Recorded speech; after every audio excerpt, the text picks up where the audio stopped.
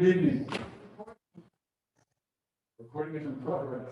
Welcome to the regular meeting of the Weaverville Town Council, January 24th, 2021.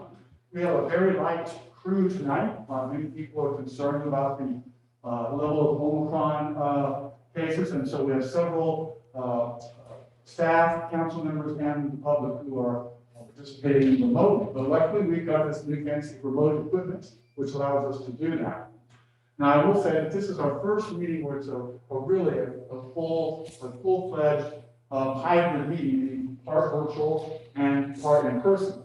So my experience with technology says that gives us a great opportunity to screw up technology somewhere tonight. So I'm asking your forgiveness in advance if we should do that.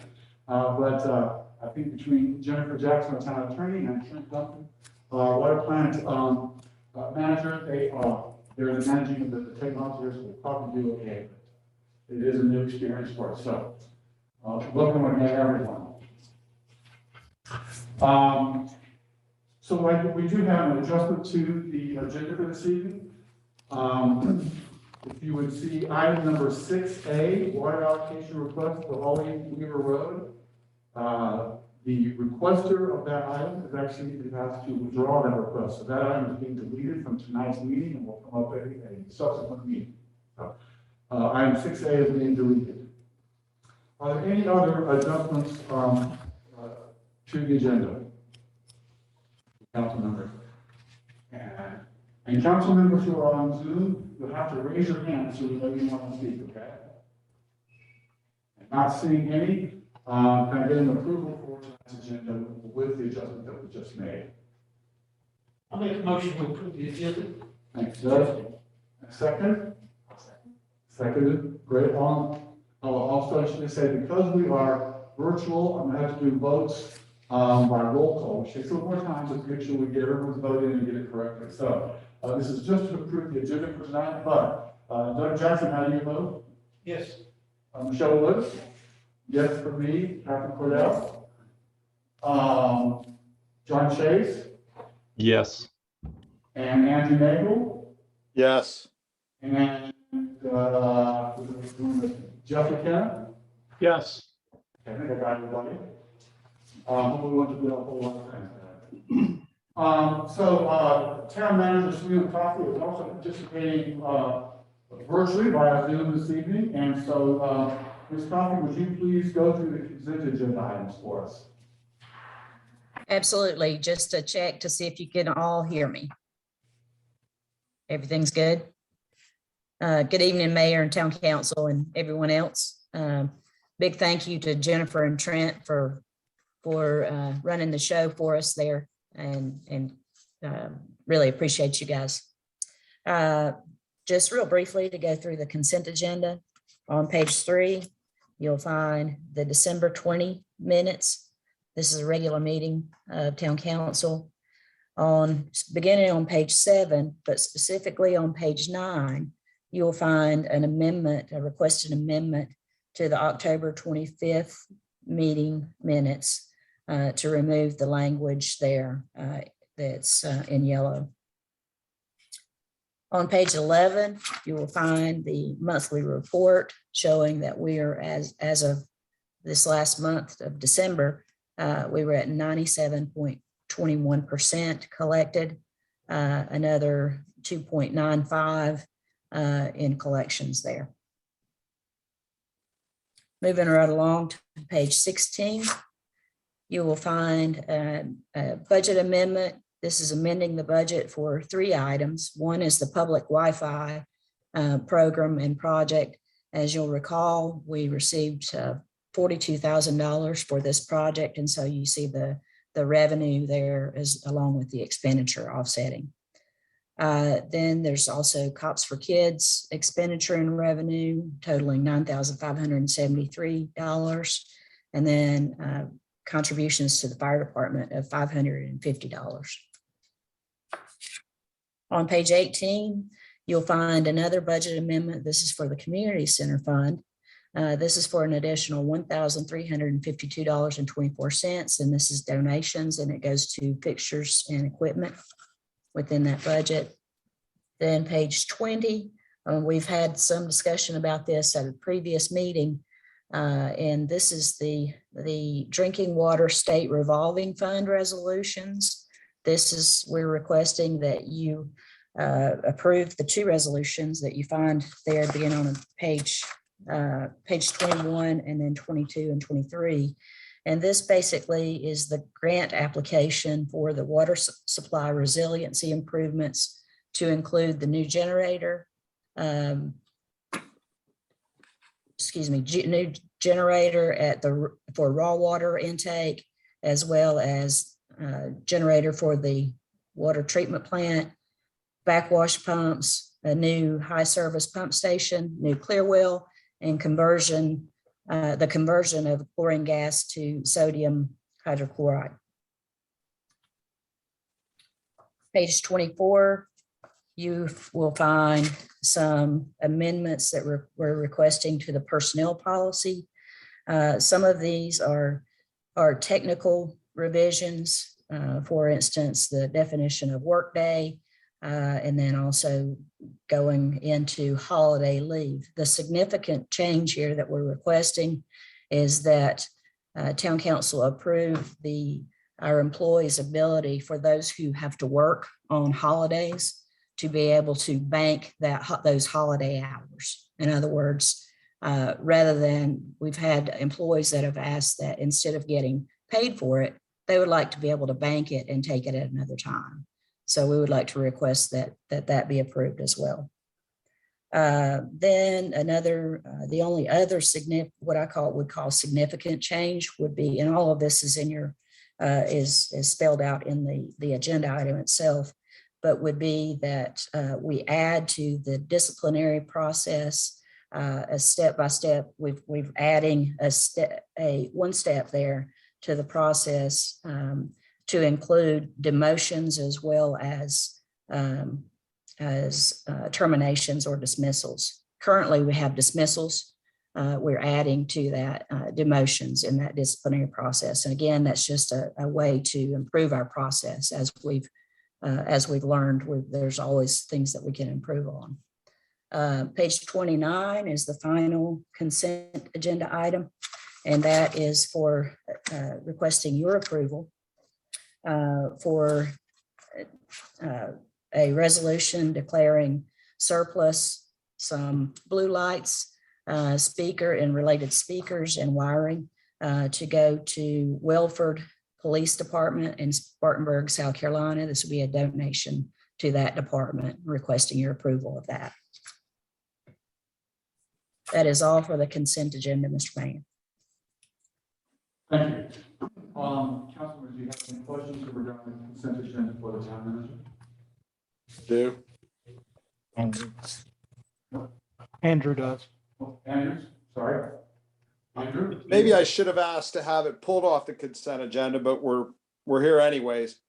I'm reading, I guess on page 22. I'm reading this, and I know it's maybe a vague resolution to authorize you guys to work, but whereas the town plans to undertake a project to expand the plant to 3 million gallons per day, but providing a second treatment train identical to the existing train, that's not our plan right now. So,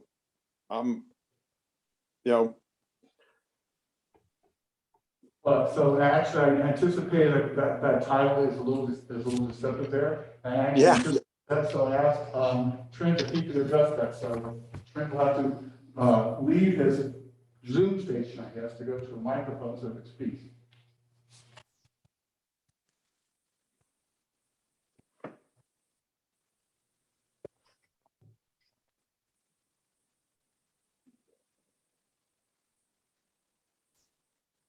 To speak to that, Andrew, last month, when we brought to you the SRF proposal for Wheeler Drive and L to do these applications for the grant, there was going to be 2 applications. That is one for the resiliency and redundancy items that are spelled out that Selena read. And it was also in the hopes that if we could get complete funding, then that's something that we may look into as being able to essentially build or expand the whole facility for essentially no money.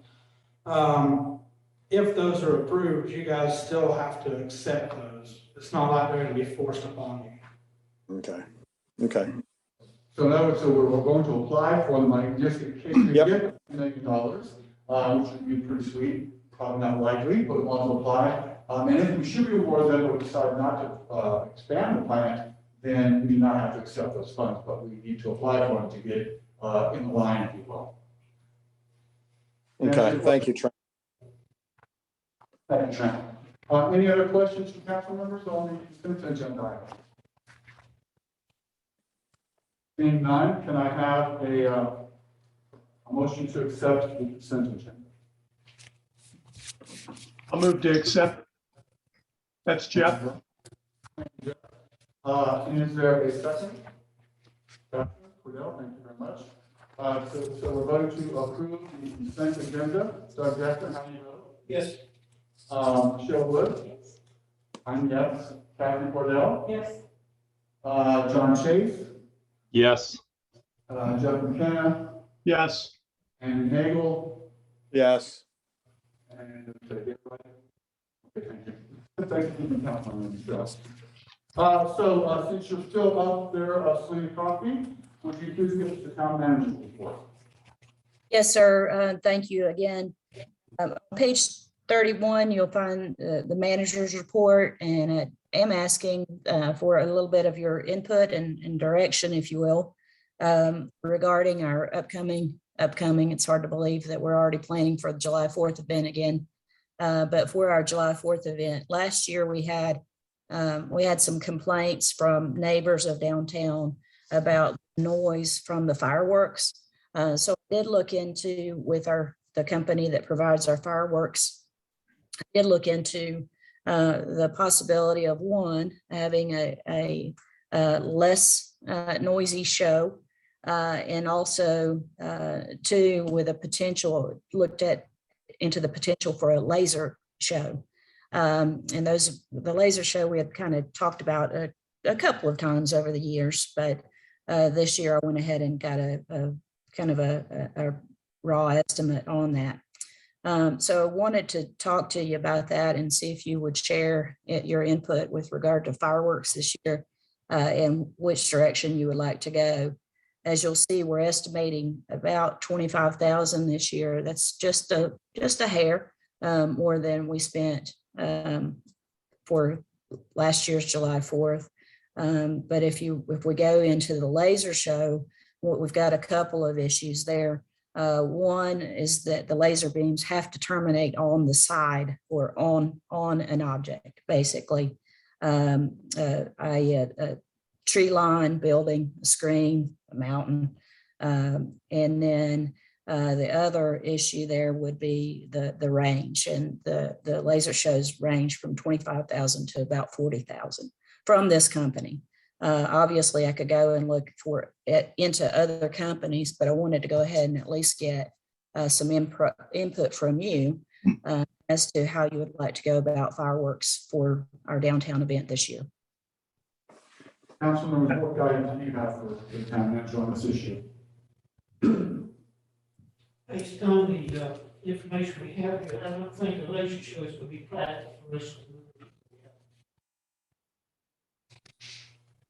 Jeff? Got some input too, Patrick.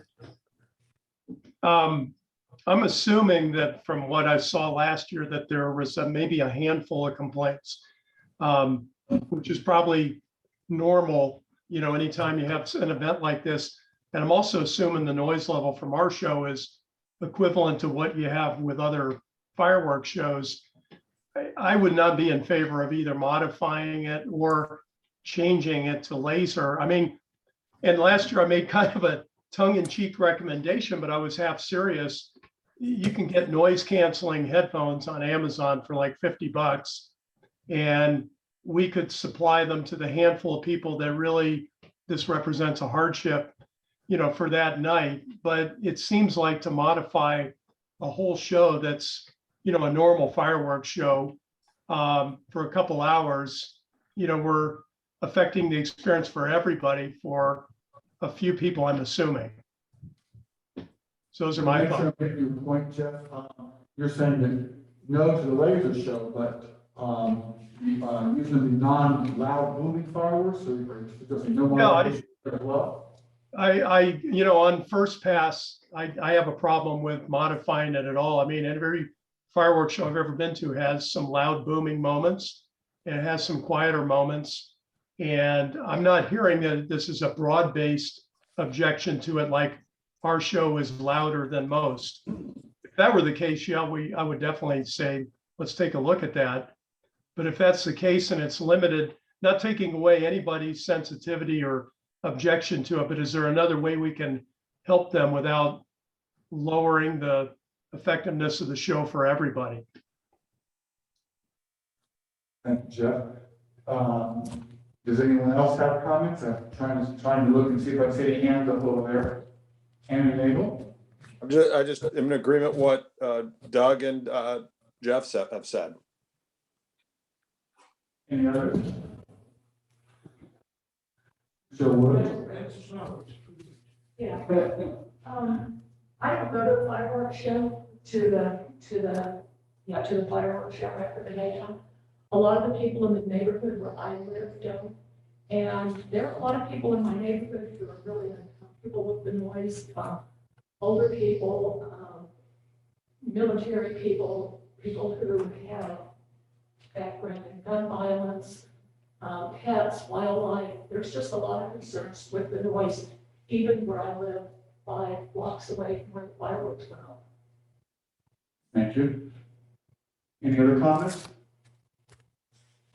So if I could surmise on here, oh, sorry, Kathy, you get something? How long does the firework, it only lasts about 15 to 18 minutes? That's correct. So, if there's no other opinions here, may I surmise to say that the laser show is out and the lesser booms are okay. Is that accurate? So is that the guidance you need to go on, you think? Yes, sir, and thank you all. That's helpful. Now, Jeff, if I'm correct, Jeff, you said no modifications. Jeff, are you okay with, what you surmised that we said no to the laser show, but, the lesser boom noises are okay? I'm sorry, say that again. You were directing that to me, Patrick? Yes, I'm sorry, Jeff. So I just want to make sure we get your thought correct here. So we surmise that everyone agrees that the laser show is not a good idea, but to have the regular fireworks show that has the salutes, they call them, the biggest booms you move. Is that okay with your? Yeah, I'm fine with that, as is, no modifications. But again, if there's some things that we could suggest to those people for that 15 to 18 minutes so that they don't hear it, which there are solutions out there, I think we should have that conversation. So, so Selena, I think you get the gist of what people think, so good luck with Yes, figuring sir. it out now. Yes, sir. Just a couple of additional updates for you. The noise ordinance update, speaking of the sounds in town, we are completing a final draft of that. We're very close to submitting to a draft for review tonight, but a couple of things, a couple of issues with businesses, commercial businesses came up just in general. And so we want to address those before we bring that to you. I hope the new noise ordinance doesn't eliminate fireworks. It doesn't. It doesn't. Public Wi-Fi update. We are doing real well at getting to our deadline. As you will recall, Skyrunner asked for an additional month. And it was due to basically not the inability to get in touch with business owners downtown over the holidays. Land of Sky approved that extension of time. to take us to the end of this month to complete the project. I spoke with the vice president today, asking if they feel like they are going to meet the deadline. They do feel like they will meet the deadline. We've had a couple of hiccups with businesses that did not want to necessarily host an access point, but we're working through those. Want to thank Catherine and Patrick for reaching out and making some contacts with some business owners to help with the process and to facilitate hosting of those access points to complete the project. And then finally, just a reminder of our February 8th workshop. That's Tuesday, February 8th at 6 p.m. So Celine, someone correct me if I'm wrong, but I believe we set the workshop to be on the third Tuesday of the month, which on my calendar would make a February workshop on February 22nd with the regular council meeting on the 28th. February, March. Oh, never mind, I was corrected, thank you. Excuse me. Any questions for the town manager on the town manager's report? None, thank you very much. So our next item is general public comments, and we've got a couple people who have signed up to speak. For those of you who are on, if there's any public that is on Zoom, if you want to speak, you need to raise your hand, and we'll add you to the list. But in attendance here in person, we've got Doug Thoreau. I'll pass. Mr. Thoreau passes on his opportunity to speak. Thank you, Doug. And Laura Ayers.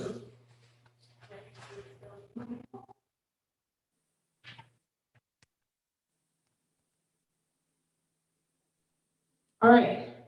Well, I'm not quite sure what council meeting it was a long time ago, but I did a little brief spiel about a capturing of a heron at Lake Louise. I met wildlife rehabber Nancy Vergara during that time and assisted her with that, and really appreciate what she does, and she has informed me a lot of stuff. And there were issues at that time about lures and fishing tackle and feeding ducks and all of that. And she and I spoke recently, and I guess I missed the May council meeting, and she did some kind of presentation about that. And before I did my little presentation, I went around and got information from Dale Pennell. He suggested something like at the time when some people actually buy permits, some kind of flyer be given to them stating, you know, how to take care of lures and all that. I also talked with Summer a bit, and you know, it's like who actually gets contacted, et cetera, et cetera. And then recently in Weaverville as neighbors, it's come up again. You know, oh, you know, don't feed the ducks, you know, or if you do, feed them this. Somebody had some duck feed, I don't know what machines that she was willing to donate. And Nancy said that that type of food is not good for ducks. Nancy also mentioned that, you know, forbidding something doesn't necessarily stop people. They tend to just do it anyway. And I realized that the policy and what is said on the sign is, you know, no feeding of waterfowl allowed. So I had an idea after talking with her in the last few days, is that yes, we have a new sign that goes out there, and it doesn't have the rubber stamp of the town on it, maybe, but possibly it could be funded by the town. And the stamp on it could be, you know, Appalachian Wildlife Refuge, and what their advice is about waterfowl, and, you know, educational about broken wing, this, etc. Angel wing, I think it's called, and just, you know, etiquette. And then the town is not, there's also liability that going on there too. I mean, if somebody, you know, some kid gets a hook in them in Lake Louise, you know, maybe Jennifer Jackson, you know, would have something to say or think about that, et cetera, et cetera. So my suggestion would be a sign of some kind with some education. And then she's up to some education like in the schools too, because, you know, adults are pretty hard to re-educate about that. And if there's some education that goes on in schools, oh my gosh, they teach the parents. Yeah, but I'm using some of Doug's time, he doesn't know it. But I think I'm done, but I'm curious, what is the next step? Because she was wondering, you know, is anything being done about that? What happened? So, I think the next step would be just to ask, the town manager to work with you and, I'm missing the woman's name, Nancy Vergara. Nancy, to see if, She's a either licensed. the flyers, if there are company fishing licenses or a sign, if there's something that with the company. So, if you would follow up with them, that would be appreciated. I will. Thank you. Thank you. Patrick, this Jeff, quick thought for you. There's I've seen these at other lakes, like down at Beaver Lake. There's a little container that you can put fishing line into, you know, if like you foul it up, and they're pretty standard. I've seen them at other lakes like that. So that might be part of what she's talking about We too. actually discussed that. What you could do is put something like that on the existing, you know, where you collect dog stuff, all those various stands. There could be an extra thing added to that same stand to put lures and such in there, would be my suggestion. All right, I'll take my seat. Thank you very much, Laura, and you'll be responsible. Got a David Simon. David Steinman. he's virtual today. Hi, and thank you, Council and Mayor. Just a quick comment. I appreciate we're getting back to a little bit of normalcy and having the meeting from within City Hall. But I just have to comment that the audio is highly unintelligible with masks on. The member of the public who just spoke at the mic without the mask was clearly, I could hear her clearly. I'm really having a hard time making out the rest of the audio. So if I may suggest for future meetings to consider allowing the person speaking to drop their mask while speaking. Thank you for that comment. We have done that. So when you're speaking, it is certainly advisable to remove your mask during the time you're speaking. Thank you, David. Anyone else? Seeing none, we're going on to discussion and action items. And reminder that item 6A has been deleted from tonight's agenda. So next we have water system committee recommendations, and many of you probably did participate in our workshop, which was all around water issues, and we have our committee of council members who are on the water system committee to speak tonight. Vice Mayor McKinnon, would you lead us, please? Yeah, there were two thoughts that I wanted to pass on to everybody from the last two meetings. And this is on behalf of Andrew and John, you know, the committee and myself, but you guys feel free to jump in. We had a lot of discussion in the last two meetings about regionalization. What does that mean? From our point of view, I think the important thing is we want to distinguish between regional partnerships and demand and regional structure. We are really focused on identifying who are the partners in the region that we can work with on collaborative water strategies, who are the customers that are going to buy this from us in the future, and where are they? That's the main thing that we're focused on if in justifying an expansion when and if that happens. We're less focused on any structural changes. I mean, Trent and his team have done a fantastic job operating the facility to date for people within the town and without, as this thing is scaled. So that may be the structure that continues into the future. At this point, that's really a very low priority for us. It's more about who are the towns and the community and the county areas and what do they need? What are their priorities? So I want to make that clear. The second, and along with that, there was a report that Selena got us a draft of. Thank you very much. By Withers Ravenel for the town of Mars Hill, with input from Weaverville and from Marshall. There was really good information in there about potential collaborations and what that means to each town, what the savings are, what the issues are. Quite honestly, that's information I would have loved to have seen months ago from Withers Ravenel, because that would have helped our team form our strategy and opinions. And, otherwise we've been kind of working in a vacuum here, assuming, what we don't know. So thank you again, Selena, for pulling that up. And, we'd love to see that from our engineering partner moving forward. As far as the agenda for tonight, we made recommendations at the workshop meeting. And then out of that, Jennifer drafted a resolution based on those recommendations. Do you guys want me to read this in or highlight it, or on this memo dated trend? It's on page 40 of the agenda. I think you could just highlight it as opposed to reading all those pages of whereases. Perfect. That's what I was hoping you'd say. So based on what we recommended last week at the workshop, the 3 key points that were put in the draft here in the recommendation is that we move ahead, as we said, with deliberate speed on the water supply resiliency, redundancy, safety improvements, and look at all the funding sources that are available to cover that. So like we said last week, we need to make sure that our facility is world-class at all times and that we cover the things that Trent's been asking for several years. The second point, major point in here, is engage in formal discussions with neighboring jurisdictions and other stakeholders to determine the feasibility of cooperative agreements that will allow a broader regional approach to the supply of water in and around town of Weaverville.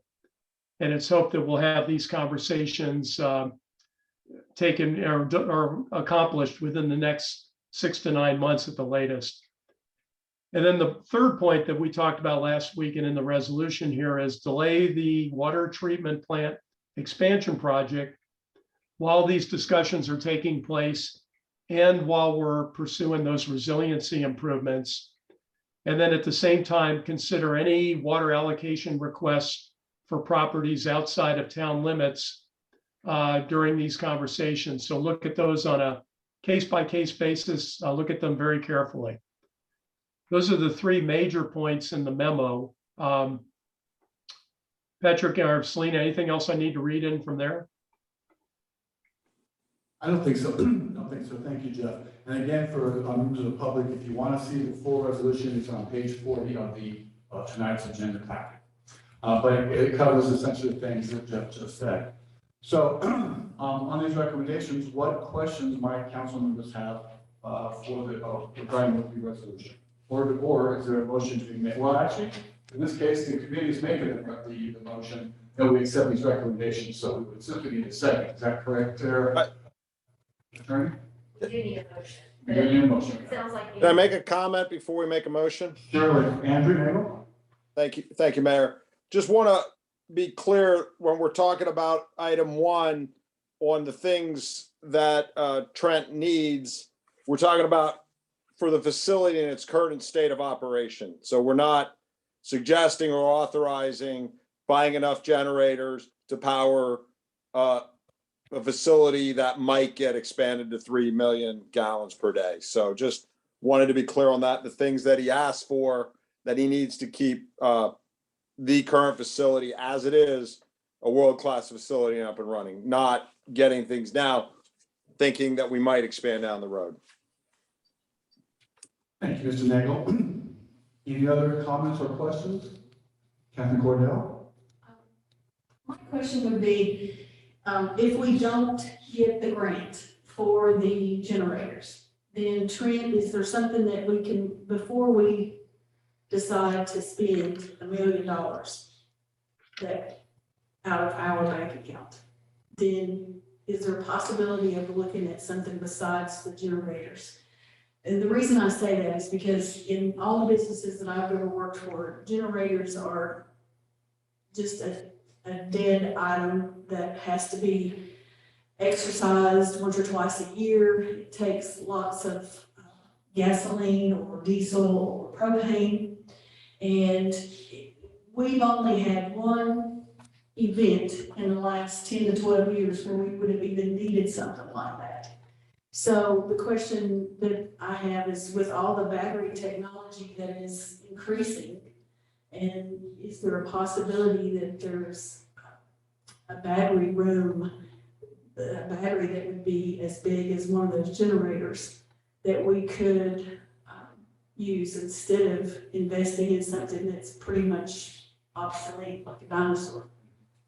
Good question. And Miranda, Trent, if you can answer that question, and again, give us a minute. Trent has to swap roles from Zoom master to speaker. Yeah, I should be able to answer that. As far as powering the plant with something besides generators, it's virtually almost impossible with the, especially with the amount of land we have. When we done the solar study for Buncombe County last year, I think it was, they determined with the space that we had on our roofs would basically run the lights and run just a few things inside the plant for a small amount of time. As far as speaking to the 10 to 12 years ago, that was our longest power outage. We've had several other power outages that were for a day or two. And if that hits at the wrong time, then we're still in the same situation of people running out of water. And as far as the running of the generators, those are ran weekly or maintained twice a year. Those would more than likely be diesel generators. They're more cost efficient all the way around, from what I understand in talks with the generator companies. But diesel ruins after a short period of time, or Well, within a year. there's plenty of additives that keep diesel alive for multiple years. Okay. And how big of a tank of diesel would you have to run for how long a period of time? Because if you can't get down the road and the power's out, the diesel truck's not going to get there either. As far as I know, those are designed to run, I think, approximately about a week, Okay. almost a week.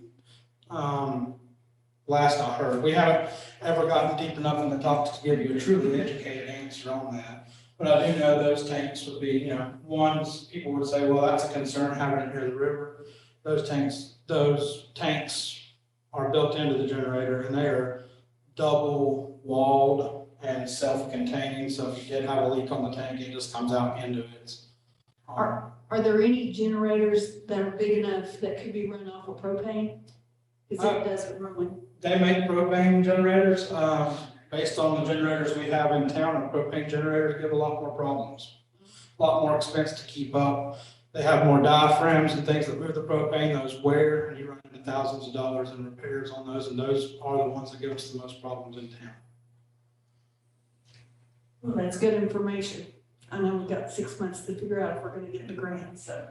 And I would imagine if we get the grants, we'll certainly look at any alternatives we might have to gas power generators. It might be something new and really good that will be coming on the market. You never know. I'm not sure we would do that kind of due diligence. So Jackson, you had a question? Yeah, excuse me. Trent, we do have some redundancies. I remember we are connected with the French Power Electric lines too. That's the only thing we're connected with is French Broad Electric. Oh, I thought we had two also. No. There's just a main line comes actually across the Ivy River and to us, the way I understand it. Now, on up the road, I guess they probably connect in with Duke, and I guess maybe they could back feed some way, but that's way out of my realm. Because of course, I'm sure their lines tie in with Duke at some point in that area. Any other questions? Thank you. So is there any other discussion about the recommendations from the water system committee? And if not, can I hear a motion on the recommendation? I think there are questions. Oh, I'm sorry, please, Catherine, go ahead. I read all the notes at home, but does it say 6 to 9 months? It does. Okay, as long as that's in there somewhere. It is. So that we- It's on recommendation item 2. Mr. Mayor, I'm not sure that the resolution itself says 6 to 9 months, but that certainly is possible. That, You're right, it's on the agenda item, it's on the recommendations they made. But I don't see it in the actual resolution. It's not in the actual resolution. Well, I would recommend that a delay or a pause is a temporary stop of something for 6 to 9 months. So as long as it says something to make us keep looking at this. So can we, I'm gonna make, just so you know, Mayor, I'm gonna make a motion as is. So I don't want it modified. And then she can vote no, but I'm gonna make a motion to not, I want the motion made as is. okay, so there's a motion on the floor to accept the recommendation from the Water Services Committee as is. Is there a second? There's second from Jeff. Second from Jeff McKenna. Any questions regarding the motion? If not, we'll do a roll call vote, and we are voting to accept the resolution based on the recommendations from the Water Services, Water System Committee. Doug Jackson, how do you vote? Yes. Michelle Wood? Yes. I vote yes. Catherine Cordell? No. Jeff McKenna? Yes. Andrew Nagel? Yes. And John Chase? That was a yes. Thank you. The motion passes to accept the resolution regarding the recommendations on our water system. The next item is the item number C, the proposed recreation complex. And if you all remember, a couple months back, we did have a public hearing at the new community center to gather information and input from the public on what kinds of amenities and recreation items they'd like to see in what we have traditionally called phase 2 of the community center. I thought it was great that we had a very significant turnout and a lot of suggestions. So, what questions the council members have perhaps about the recommendation? We need to give the staff direction on how to proceed with planning for phase 2. And in your packet, you will see the diagram that shows some of those things that we talked about, including the very popular pickleball courts. Now, there's 2 pickleball courts, basketball court, tennis, etc. What questions, concerns, or direction do you all as this council have to give to the staff? Mr. Mayor, Joe Jackson? based on this diagram, it looks like with the space we have and so forth, this is pretty well balanced between the sports that we can accommodate there with the space we have. I think they've done a good job of making a balance between basketball, pickleball, and the others, tennis courts and so forth. If we had more room, we could do more, but I think it's well balanced for different activities. Okay, thank you. Anyone else? I think we need a restroom, some kind of public restroom in the area, even if it's what we talked about, Yes. a possible prefab porta potty building, not just a porta potty. Okay. I can't see folks on the screen for some reason, so councilors just speak up. Jeff McKenna, now I can see. Yeah, I gave some input to Selena and Dale on the, I'll call it the racket sports area, so to speak. Did some research, and we get out and play, my wife and I, fairly regularly anyway. So I went to Hickory recently, and they had recently added some, redone their courts. And if you look at that drawing, it shows basically 2 tennis courts and then 2 placeholders for pickleball courts below that. In reality, what you can do is for a space about the size of a tennis court, slightly bigger, you can put 3 pickleball courts on it side by side, which is what I'd recommend we look at doing if we need tennis at all. And from the workshop I heard very little demand for that, given the fact that we do have courts up at the high school and middle school. But if we do decide to move forward with a court, what I'd recommend is that, and you have to look at the diagram to understand what I'm recommending, but take the top court position, keep that as a tennis court, just one. The one right below it, make that the 3 dedicated pickleball courts. So you essentially have 2 courts that are the same size, 2 areas. And then the bottom 2 that are the smaller courts, just kill that, make that green space for now for throwing the Frisbee, picnicking, watching what's going on in the courts. And then as we assess how these sports grow, and particularly like pickleball, if we want to add courts down the road or make it a more competitive type situation, if we wanted to, you'd have some expansion room down below, or you could even expand onto the tennis court if we just didn't get use there. So I took some pictures, forwarded them. If you want, we could forward that around after the call, I guess. But that would be my recommendation, is to reconfigure that racket area and just be a little more conservative than what we have there for now. Thank you. Thank you, Jeff. Any other comments or suggestions? Doug Jackson? I think on the workshop, we all agreed that we have pretty strong lobbying groups for pickleballs. And we didn't have anyone pushing the tennis courts and so forth. It seemed reasonable with balance, but that's not a make or break for me. Okay, thank you. Other comments? Andrew. Andrew, please. I think it's great conversation, good stuff. Glad we're moving forward on it. I think I mentioned before, I'd like to see a way to get from the lower overflow parking of the 31 spaces up to the upper parking lot. I think that Dale, I think they outsourced it, but the access they made to the nature park from the clock parking lot was great. I use that regularly. So something similar, so they can connect where people don't have to go out to Lake Louise, drive or whatever to get up there. So some walkway connecting them. Any other suggestions from council members? Selena, does that give you enough direction and guidance so you all can proceed? Yes, it does. I appreciate that. And I was going to get those those photos that you sent, Jeff, but out to everyone, but it being a different kind of meeting tonight. Yeah. Tough to get those out, but I will get those out to town council.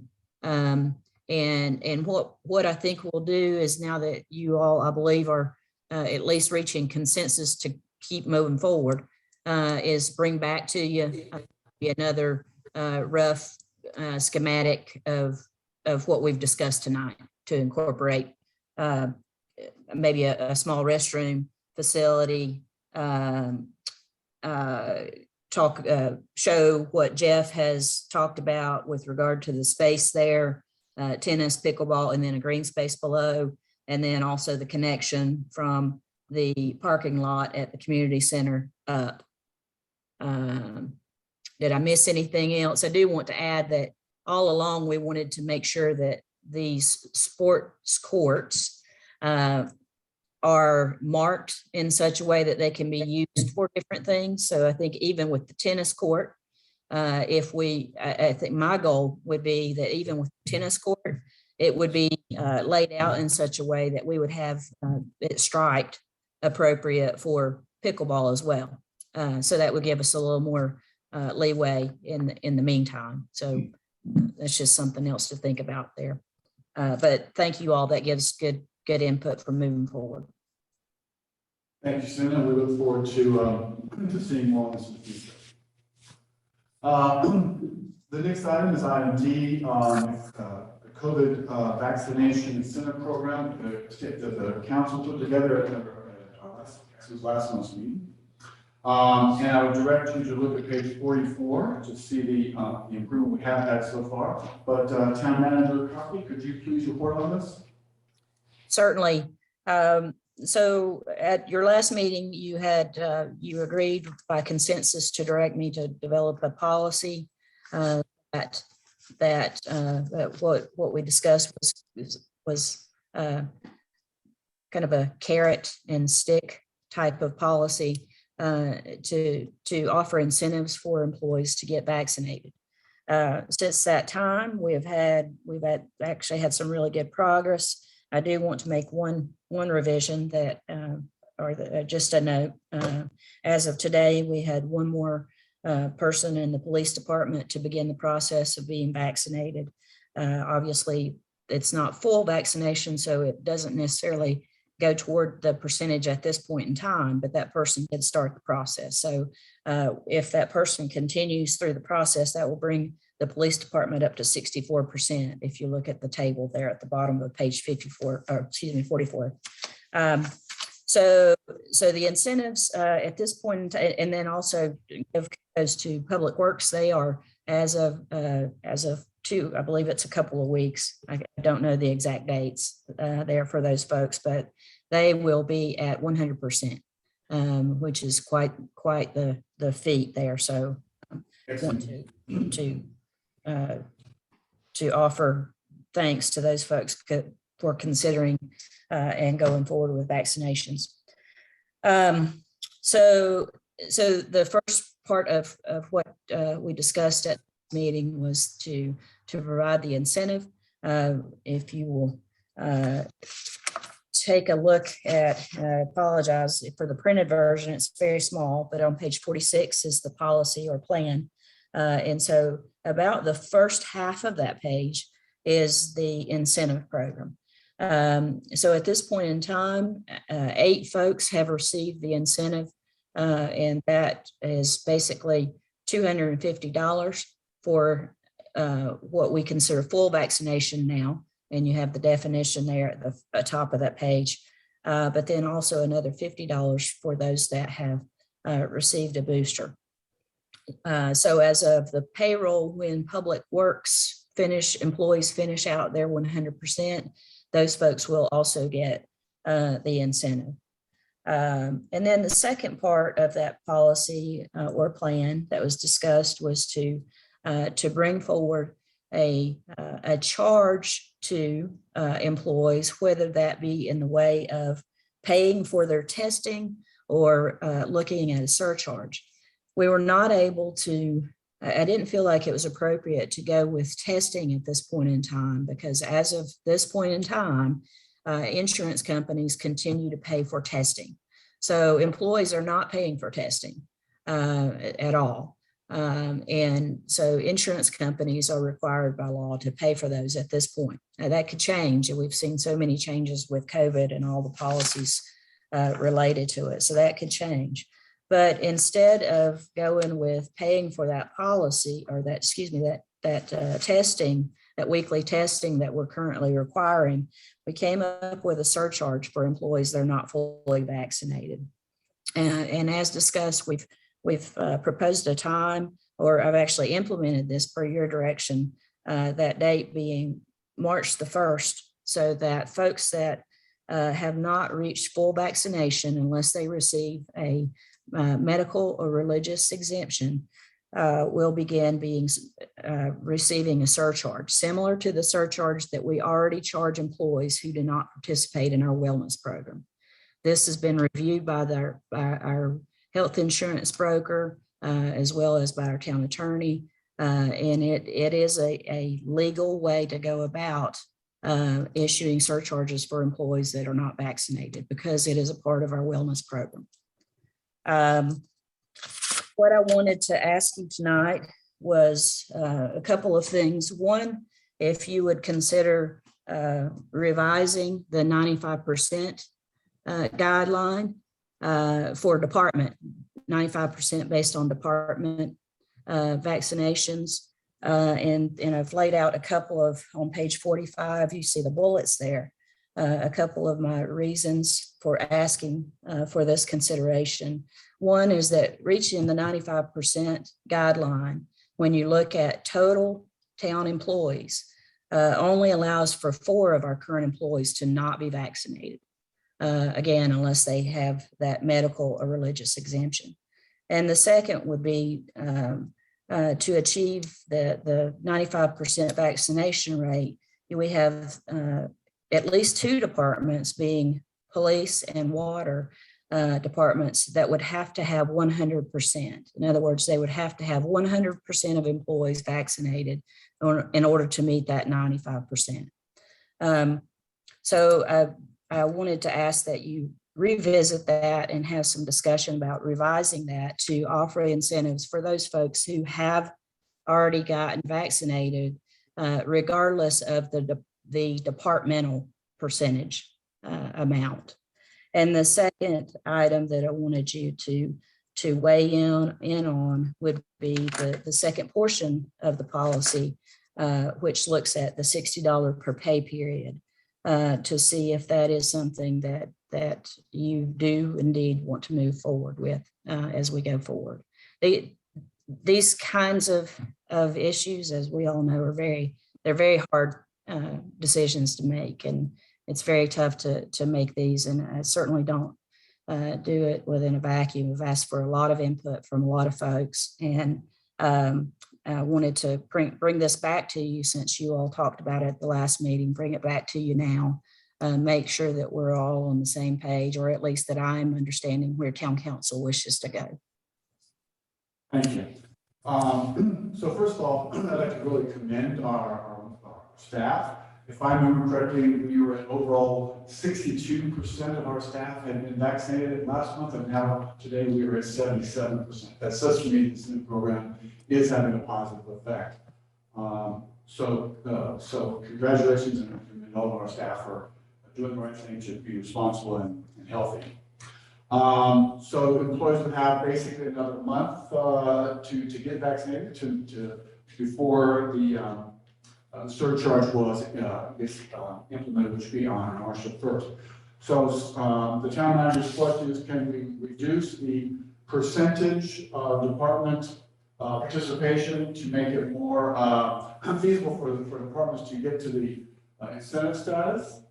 And what questions or comments do council members have about that? I did some percentages regarding the total, not the individual departments, but for the additional police force individual got vaccinated. To get 90% overall require 10 more vaccinations, 85%, 6 more. So if you're looking at changing that percentage overall, you're talking about pretty significant number to get vaccinated, even to reach 90% or 85%. So. Any other members have comments? Andrew? I do. Andrew? Okay, thank you, Mayor. I heard some comments around town, and I tried to clarify it, and then I was trying to go back and listen to our meeting. Correct me if I'm wrong, but we didn't officially vote on anything. We gave Selena a straw poll guidance, kind of like we just did on the fireworks. Is that did we vote on anything officially? We directed her to come up with a policy that included. Okay, perfect. But it wasn't. It was a straw poll, like I said. Am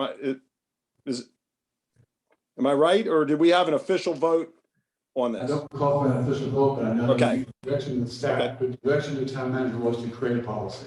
Yep, that's okay. So with that said, I think we gotta be careful. Yeah, we vote as a town, or we give a straw poll. I'm not in favor of any of this. So, I told the people, go back and listen to it. I gave some ideas and all of that. So I'm just going to go on the record to go, I'm not in favor of any of this. Okay. Doesn't mean I can't give Selena advice if she's going to go ahead anyways. But this is not an official voted on town council policy. This is us telling the manager, who's well within her purview to do this. Yeah, we kind of think so, or some of us go no. So I think there was some misunderstanding there, maybe from the general public of town council voted on this and we didn't. So that's now I'm on the record. Council, so thank you. Because the personal policies would be the purview of the town manager, but the town council. That's what I just said. Right? Yep. Agreed. Clarify and amplify what you just said, that we did give the town manager direction to create a policy, and she's done so. Thank you, Mayor. Jeff McKenna? Yeah, somewhat along the similar lines. Well, first of all, on the change in the guidelines, changing the percentages, Selena, I'm fine with that. I get the realities of making the math work, and we want to keep it a realistic incentive. So I don't have any challenges with that. On the Second part, my thinking's modified a little bit since we had that meeting in December. Well, let me start off with, from everything I keep up on, COVID is waning.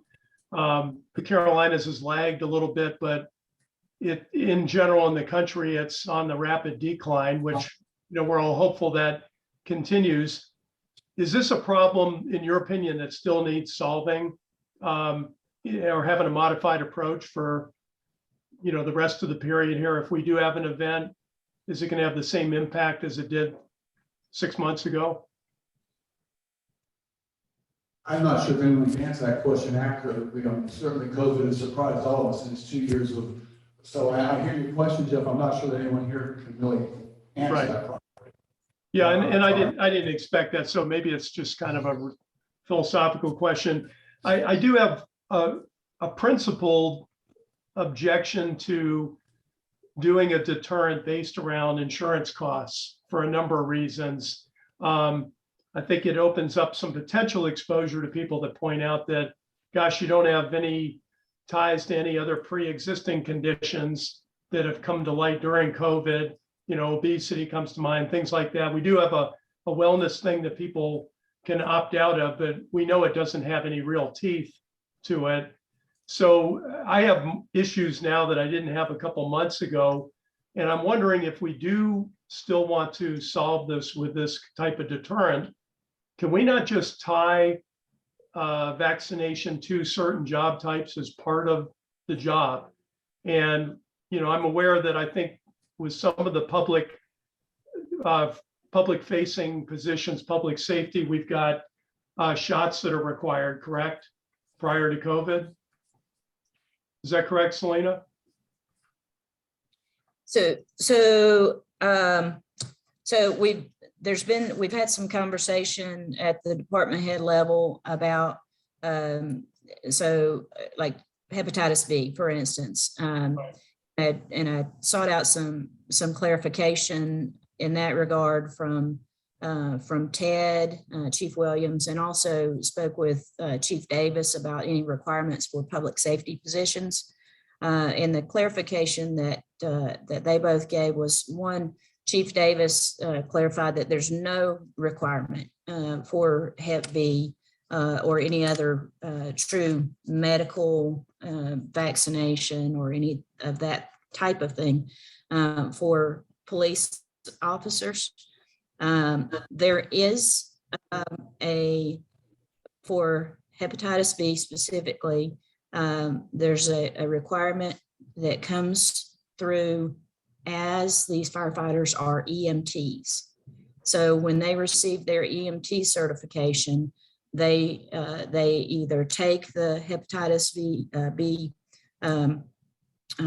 treatment or they waive their desire to have that. So that's the clarification that I received there. I would want Jennifer, if she would, our town attorney Jackson, to weigh in with regard to requiring vaccinations of one set of employees and as opposed to others. And I get where you're coming from there, Councilman McKenna, but I would want some legal advice before we made any kind of decision based on that. Yeah, I understand. And I guess for everybody's benefit, where my head's at is looking at an approach that if we do something, not do it through uplifting insurance fees or premiums rather, but look at it just tying it to a job description. If you're in this type of job, it's required you be vaccinated. That's part of the deal.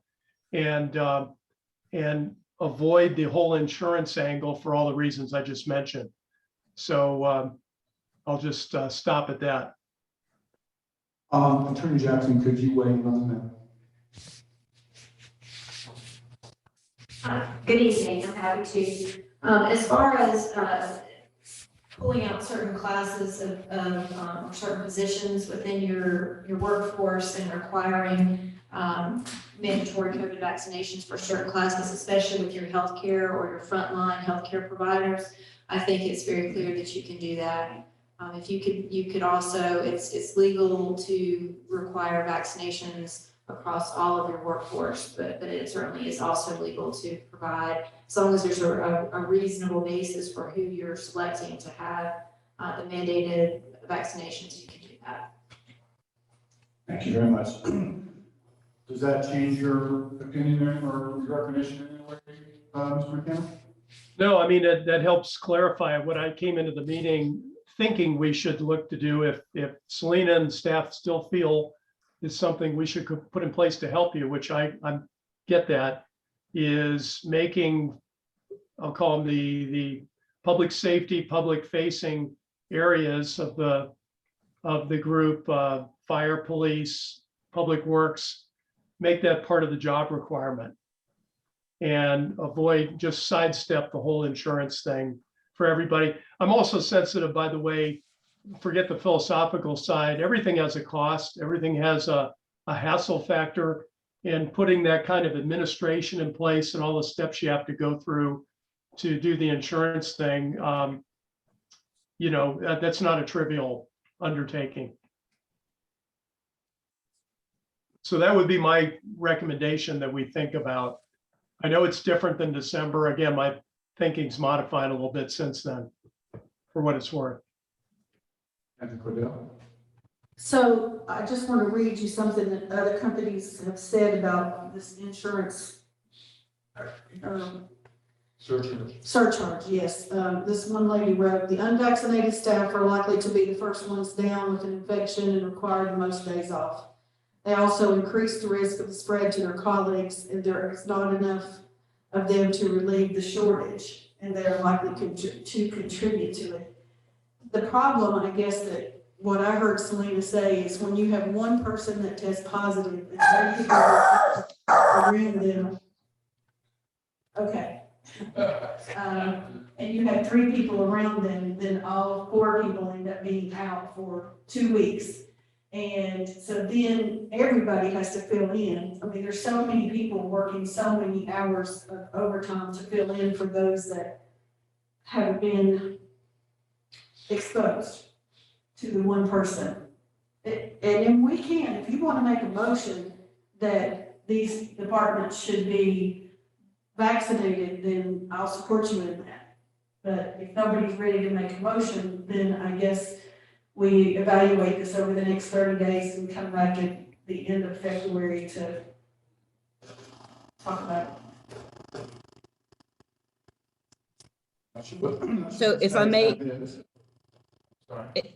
if I may add, just something to consider is that if we look at waiting, we're going to need to push that date out because we want to give folks enough time to be able to get their first vaccination and then their second in order, and those have to be spaced out by, what is it, 28 days, let's round it up to a month. And so the date has to be spaced out such that we still are able to clearly define what is a fully vaccinated person. Just that, I just wanted to clarify that.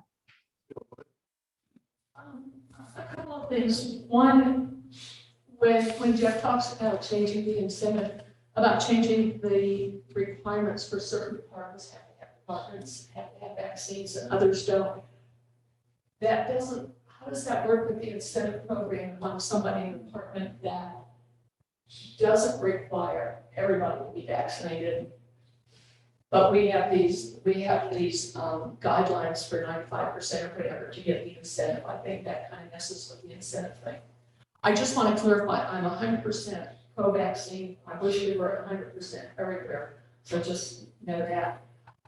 Also, I think it's probably pretty discouraging for the departments that Selena mentioned earlier, where you have to have 100% of your department for anybody to qualify for the incentives. So I might be willing to look at changing that percentage so that you could have at least one person in the department that wasn't vaccinated that would keep everybody else from being eligible for the incentive, those that are vaccinated.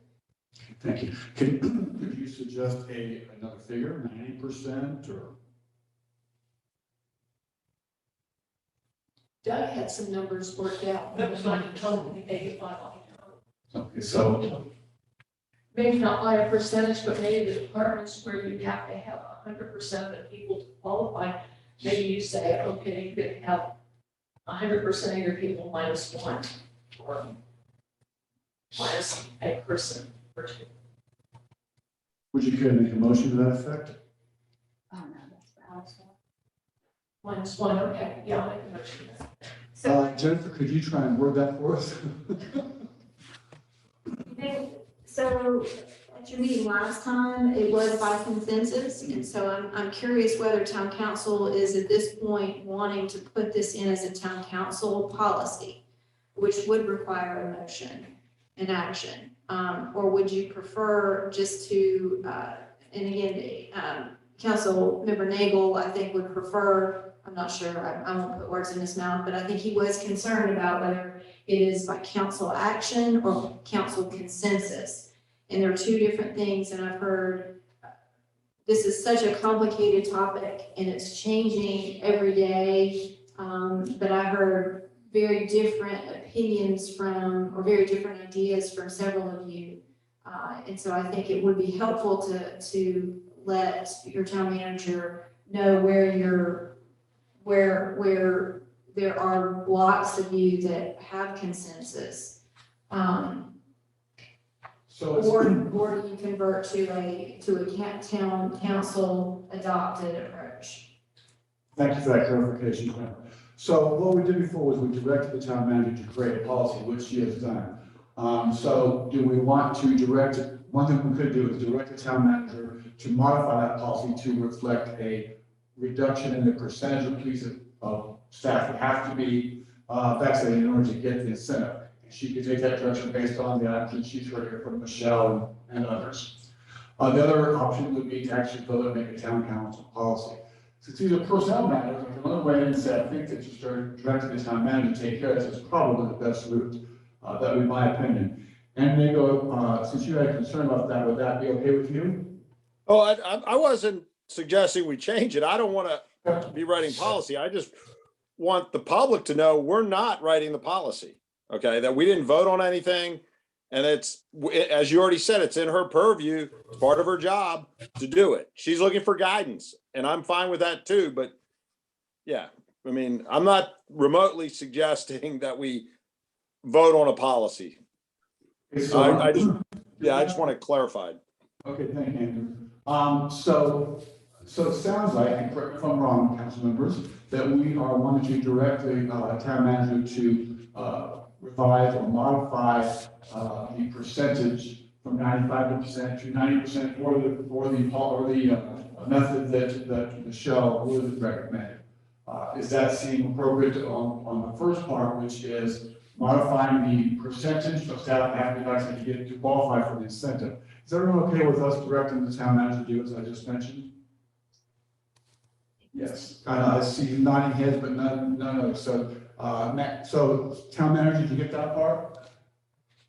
Okay. On the second part, which is the surcharge, Councilmember McKenna has offered a vaccine mandate type of alternative to the current surcharge we have, and I believe I'd like to weigh in.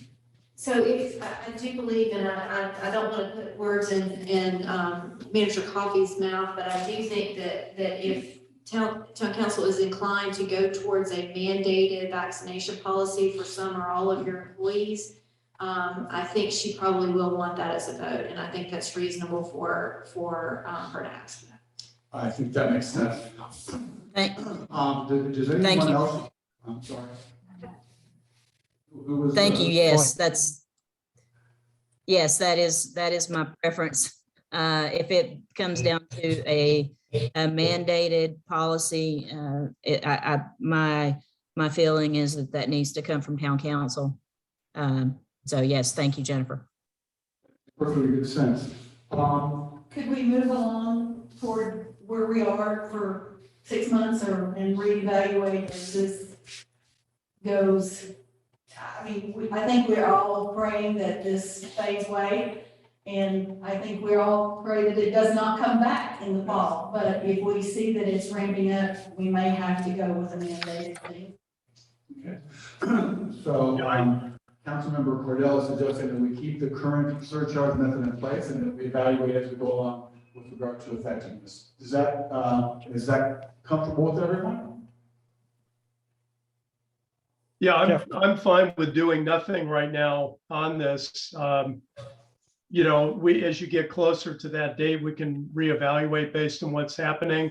I'm on record now as I'm not in favor of the insurance-based approach.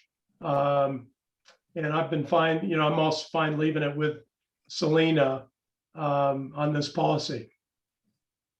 Okay. Very good. So it sounds like we have consensus, Selena, that you should modify your policy with regard to the percentage of 95%, either to lower that to a 9% or other figure, or to come up with a method that Ms. Wood suggested. And then we will keep the surcharge in place for now, but we can evaluate that in the future based on the effectiveness of it. So hopefully that gives you the kind of guidance you need, Selena. And just again, we have another month to go before that, and I certainly hope that we will see the kind of improvement we had just in the past month. That would certainly be very pleasing to all of us, I think. So again, congratulations to staff for doing the right thing, and for those of you who haven't done it, you have a month to do so. Thank you very much. The next item is item E, Economic Development Advisory Committee update. And so some of you might recall in the past, there was an Economic Development Committee that the council had appointed to look at a variety of issues regarding you know, our communications and participation of industry and businesses in town. And there's been a good bit of interest in revising that. So I've asked Phil Barnett, who is a member of town and a retired corporate exec, to help lead up the revision or the reinstatement of the Economic Development Advisory Committee. And he has done so. We identified a lot of people to recruit, which he has done. And now, I guess word's got around, so now we have considerable interest from the part of both council members and the public. So we will be having our first initial meeting of this advisory committee on Wednesday, the 26th. And I encourage any council members who have not said they want to join us to please do so. And at this first meeting, we will be evaluating exactly what would the scope and purview of such a committee be, as well as some other items. And I want to thank Phil Barnett for stepping forward and putting this thing together. Doug Jackson, I know you had headed this this committee in the past. Is there anything you'd want to add at this point? No, I'd like to review some of the minutes and the agenda we had before, but I don't have the original copy of our charter. Okay. I'll be glad to finish it. That would certainly be helpful to have that historical information, so as this new committee gets underway, they'll have the benefit of knowing what was done in the past. Any other comments on this item? Seeing none, we will go on to item F, which is our quarterly report from our planning director, James Eller. And James is also participating remotely tonight. James? I'd like to begin by making sure that everyone can hear me. Sort of thumbs up, good to go. I appreciate Mayor and Council the opportunity to speak to you this evening, for everyone bearing with me while I do so in a remote nature. I'd like to begin on page 50 of your packet of information and sort of work backward to the report that's been provided. You'll find the activity of the Zoning Board of Adjustment. And I'm pleased to report that Mr. Lewis and Ms. Wright will continue as your chairman and vice chairman of the Board of Adjustment. Similarly, with our friends on the planning board, Mr. Burge will continue as your chair. And I'm pleased to report that Ms. Rachel Bronson has been elected as vice chair to that board. In the same October meeting, the planning board offered a unanimous recommendation to town council on regulations related to flag lots, and those regulations were ultimately adopted by council as well. in the December meeting of the planning board, those folks really had a struggle on their hands as it relates to a recommendation on the proposed zoning map amendment related to Ollie Weaver, which of course is the subject of a water allocation and voluntary annexation petition as well. We have a favorable recommendation of council, but not the traditional unanimous recommendation. Again, sort of working backwards onto page 49, I'd like to begin by pointing out the number of permits issued in 2021. It's a bit of a year-end analysis of development as well as year-over-year zoning comparisons. You'll find that 182 zoning permits were issued in 2021, which is a tremendous increase over the previous high of 129 going back into 2019. I think this is illustrative of the amount of development that's going on, and just the numbers in 2021 represent an increase of over 50 permits which were issued over the previous high. Always like to point out new commercial development. We do have two of those. The first of which being a Starbucks in the Publix Plaza, as well as a multi-tenant commercial development on Garrison Road that's sort of behind the WAG bar. Moving right along, I have promised Mayor Fitzsimmons an update of the fact sheet that was incorporated into the 2019 Comprehensive Land Use Plan. Back then, that was a little bit easier to put together because we were dealing with numbers presented by the American Community Survey. We've begun to sort through the numbers provided by the 2020 census, and that's just a tremendous amount of information. I will be getting that done as the days progress. There are a couple numbers that I found that I believe may be of interest to council. The first of which is the increase in our population. In 2010, the population was found to be 3,120. And the 2020 census has given us a number of 4,567, which represents an increase in population of 1,447 people in that 10-year span. I'd also like to point out the increase in housing stock. 2010 found 1,330 number of dwelling units. The 2020 census is showing that number to be 2,354, which represents an increase of 1,024 dwelling units in that same 10-year span. I will continue to sort through these numbers and provide the mayor and council, as well as the planning board and the Board of Adjustment, with an updated fact sheet that can be incorporated into the comprehensive land use plan. At this point, I'll just pause and offer to answer any questions that there may be. Thank you, James. Any questions for James? Just to say, thanks for putting that, updating the 2018 version, James. James has shared some of the preliminary numbers with me, and they're surprising. So I look forward to seeing the full report later. Thank you, James. Our last item is item G, quarterly report from Finance, and our Finance Director, Tanya Dozier. Would you report, please? Good evening, Mayor and Council.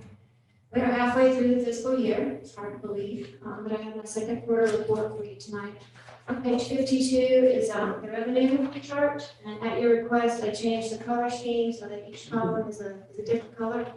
The current quarter is the fourth column in gray, and you'll see across the board we are at or higher than we were in prior years, which is all good news. Also, I wanted to let you know the Powell bill funds have come in. It's not on the chart because it is one of our smaller revenue sources.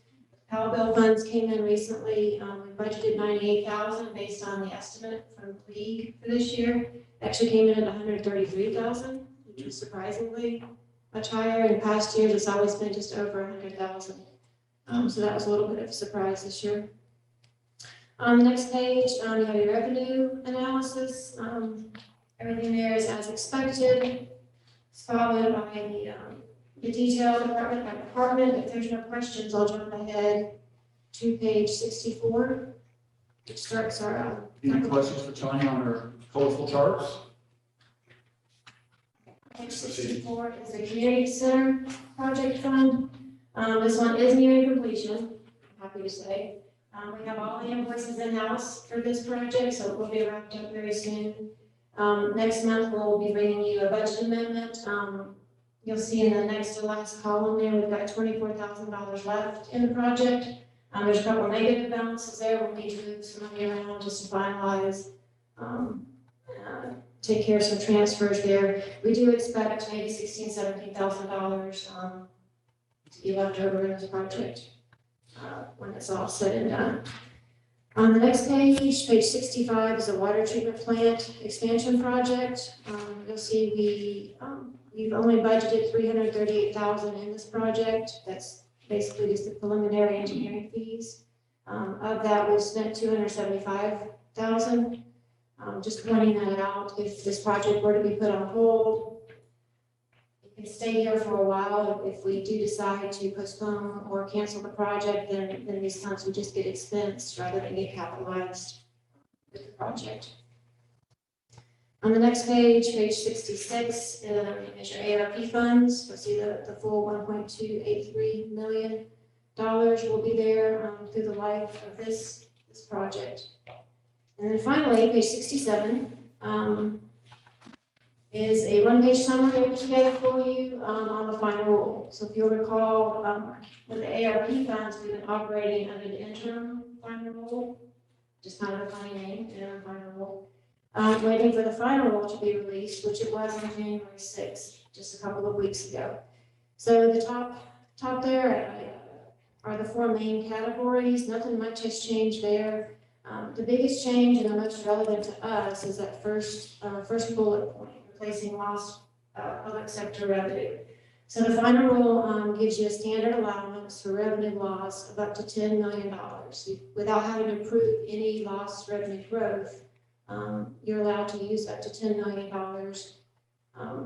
for any governmental service. So this is really good news to us. It's what we were hoping for. We heard rumors about this, but we weren't sure until the final rule came out. But this allows us to spend the full amount of the award on any government service that we choose. So basically anything we would normally budget for, we can now use these funds for. The other bullet points there kind of summarize the other key changes. I won't go through each one, but basically the final rule just broadens the flexibility in how these funds can be spent in each of the four categories.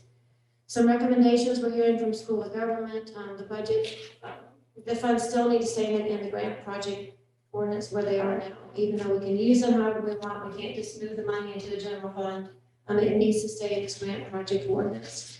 We'll most likely be subject to a single audit in the year that we spend the funds. There's still a lot of reporting requirements. Once you all decide how you want to spend the funds, the other thing we need to do is kind of be strategic about what we put in the grant project fund versus what we leave in the regular budget. So there's some decisions you can make to kind of make the reporting easier and lessen the administrative burden. And finally, there's a link there. That's a link to the 44-page summary of the final rule. The full final rule is 400 some pages. If anyone's interested in the link to that full final rule, I'd like to send that to you. But final reminder, the funds must be obligated by December 31st of 2024 and fully expended by December 31st of 2026. So we've got almost 3 years to decide how we want to use the funds, and another 2 years beyond that before they have to be fully spent. Thank you, Tony. Any questions for the finance director? One quick question. It was probably resolved, I made a mistake, but we did not get any kind of money back from the construction company regarding the delays of the building, did we? I don't believe any of that's been finalized yet. Someone else might be able to speak better to that. I believe, Jennifer, you might want to speak to that. I can answer that question, but I might get something wrong. That's why I'm calling. Yeah, Tanya's right, it has not been finalized yet. That's what will be brought back. I saw this report that just raised that question. Other questions for the finance director? Seeing none, you'd like it out tonight there, Tanya? Thank you all, thank you for your report. And thank you for everyone's attendance tonight. Is there anything other important that needs to be brought before this body this evening? If not, I'll entertain a motion to adjourn the meeting. I'll make a motion. Move to adjourn. So Jeff McKinnon has made a motion to adjourn the meeting, and John, did I hear you second, Brian? Yes. You did. All those in favor, raise your hand. All right, good enough. We're adjourned. Thank you. Thank you.